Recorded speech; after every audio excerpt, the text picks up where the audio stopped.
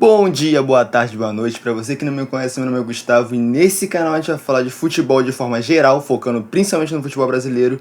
E hoje, como esse vídeo vai ser postado no domingo de Páscoa, primeiramente, feliz Páscoa para todo mundo. Mas a gente vai falar na verdade dos jogos de sábado, de ontem. Sábado, esse que foi sábado de clássico. Tivemos dois clássicos, um clássico carioca e um Grenal. Então tivemos um Vasco e Flamengo e um Grenal que foi... Os clássicos foram legais. Tiveram dois empates, tem polêmica, tem muita coisa pra falar desses jogos, mas antes teve o jogo do Corinthians. Corinthians e Sport.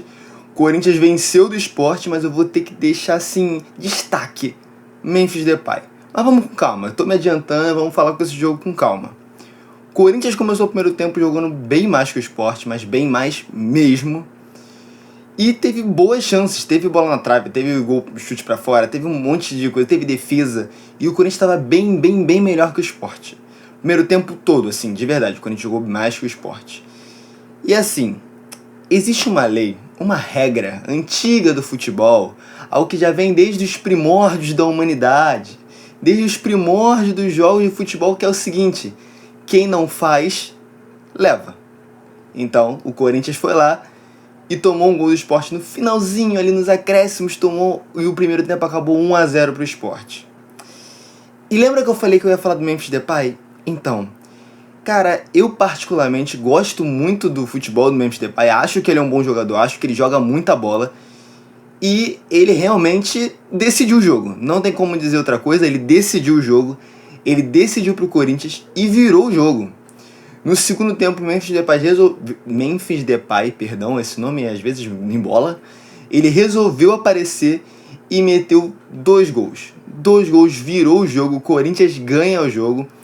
Corinthians aí que vem de duas derrotas, né, jogando meio mais ou menos, conseguiu aí vencer o jogo e tá aí a torcida do Corinthians um pouco mais tranquila, um pouco mais de boa ali, com uma vitóriazinha.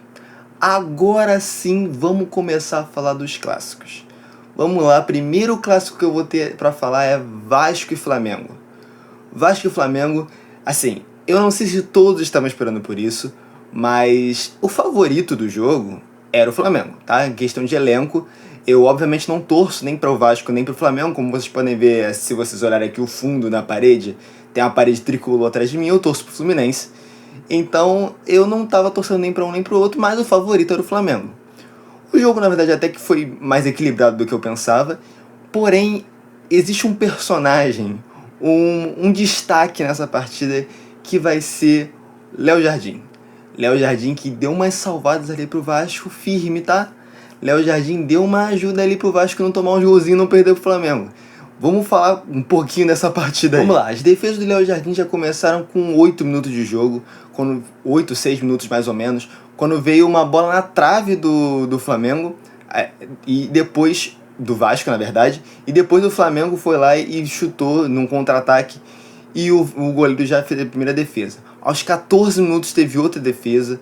No segundo tempo o Léo Jardim salvou algumas vezes, mas no final das contas a partida terminou 0-0.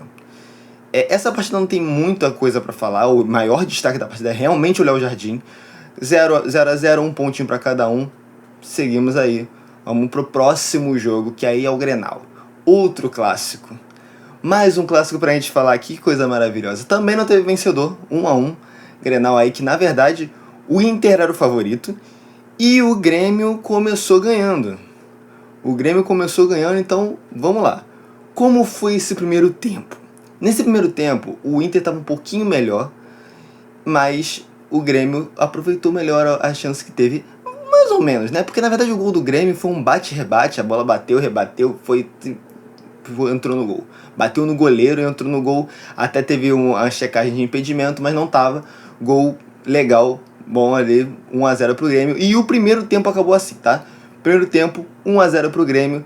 Agora a gente já vai falar do segundo tempo. Antes de eu falar do segundo tempo, eu só preciso destacar uma coisa. Se eu falei que lá no jogo do Vasco, Léo Jardim foi um destaque positivo e salvou o Vasco algumas vezes, eu vou ter que citar aqui, pelo menos rapidamente, o Volpi, que também salvou o Grêmio algumas vezes, tá? Fez uma defesaça ainda no primeiro tempo com o chute do Ener Valencia, se eu não me engano. Ele ali salvou, foi de cara ali com o goleiro, ele fez uma defesaça. Agora, pro segundo tempo. No segundo tempo, Inter começou melhor do que o Grêmio, apesar de eu achar que foi um segundo tempo equilibrado. Inter começou melhor e começou até empatando. Porém, o gol estava impedido, o gol foi anulado. Então, continuou 1-0 pro Grêmio. O empate só veio mesmo aos 17 minutos do segundo tempo. Pênalti pro Inter, mão dentro da área.